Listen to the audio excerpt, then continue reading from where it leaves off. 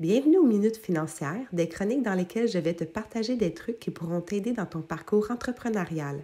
Si tu souhaites avoir la version écrite, regarde dans nos commentaires, tu y trouveras un lien vers l'article de blog sur le sujet de cette capsule.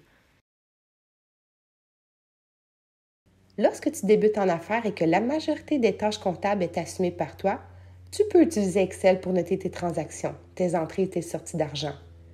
D'ailleurs, on t'a même conçu un petit chiffrier Excel que tu pourras télécharger et utiliser pour t'aider dans le suivi de tes transactions. Toutefois, quand ton entreprise grandira, tu commenceras à déléguer progressivement des tâches comptables. À ce moment-là, tu devras évaluer si Excel est toujours l'option la plus avantageuse et la moins coûteuse pour toi.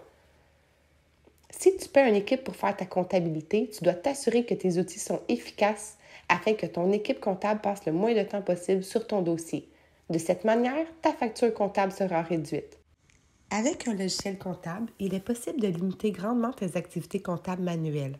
Par exemple, avec un logiciel comptable, tu peux automatiser ta facturation, faire le suivi automatique des paiements de tes clients, assurer la réception des paiements de tes clients, connecter ta banque pour que tes transactions soient saisies de manière automatique, préparer les divers rapports financiers requis, suivre tes kilomètres parcourus et beaucoup plus encore. Ainsi, au bout d'un mois, l'augmentation de la facture comptable vient payer la licence du logiciel pour l'année au complet. En plus du gain de temps, il y a plusieurs autres avantages à utiliser un logiciel de comptabilité.